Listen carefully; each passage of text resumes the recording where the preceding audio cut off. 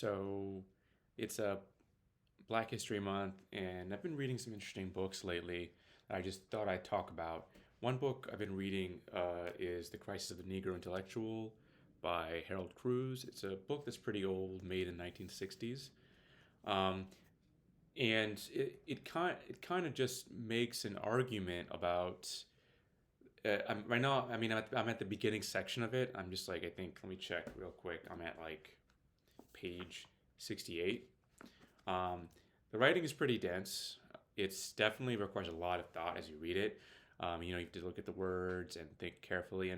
So far the argument I'm at the section where he gives some background, talks about Harlem, because as you know Harlem was the home of Harlem Renaissance in the 20s.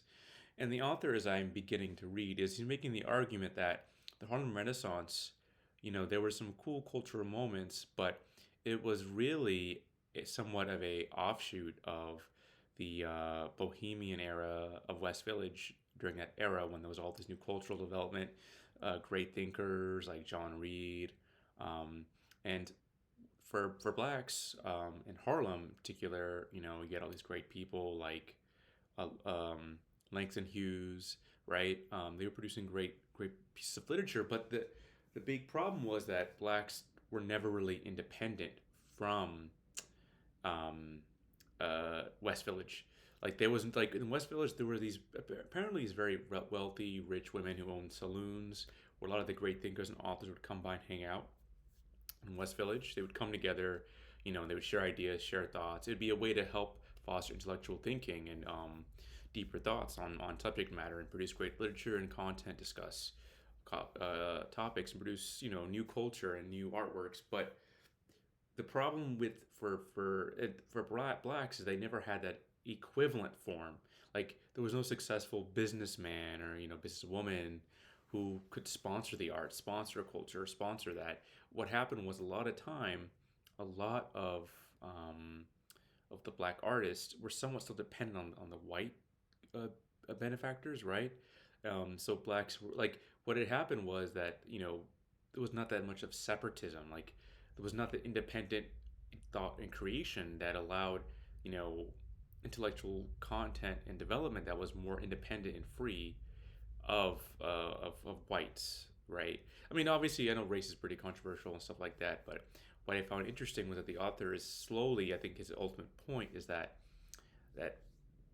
due to unfortunate sequence of events, blacks have not been able to fully like by integrating with whites, they have not fully developed their own line of independent cultural creation thinking that's holding them back, is what I gathered from the author. Like I said, I'm only 68 pages in and I'm still working at it.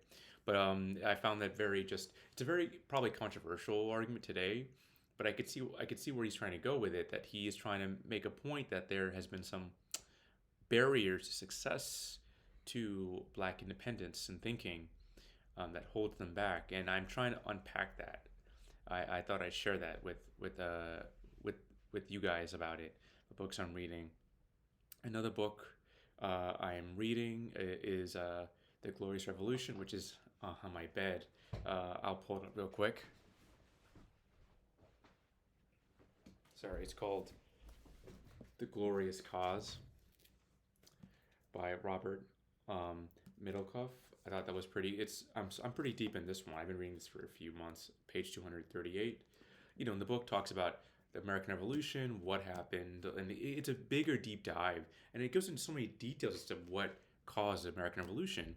And the author makes a argument that it was miscommunication. Like there was a fundamental issue that just could not be resolved between the American colonies and Great Britain. They just were speaking two different languages about what their proper role of for each other's for the government, like how much self sovereignty did each one have. So that it was just they just could not get along. And in the book, you find out different processes, different how different colonies operated, how they all thought of themselves, what they were thinking, what they were doing, and there was a lot of resistance to Great Britain. I had no idea how many riots occurred up until the revolution. Like this is before the revolution. You see just uptick of violence, riots, local governments just like outwardly just um, boycotting or acting in pure revolt, like just completely just rejecting Great Britain's sovereignty and rule. So it unpacks the revolution, makes it more complex than you'd think, right? Because the common stories of the revolution was that the Great Britain was just overtaxing colonies. They were not respecting their sovereignty. So American colonists were saying, hey, we don't like this deal. It's not working out for us. We need to go. And then there was that big war. America ultimately won and gained independence. But the story goes into the fact that there was a fundamental philosophy, political philosophy, and thinking of you know, how America's role was, how the colonies were, their role in relation to the motherland, to the fatherland, or whatever. So that's pretty interesting. But the section right now where you see things are just booming, like things are like there were periods of time where things would just burst and slow down.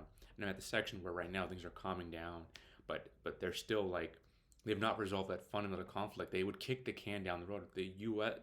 the colonies would and Great Britain would as to like who is really in charge here. So yeah, that's a pretty good book. Very informative. I highly recommend. So those are the books I'm reading right now. I thought I'd share them.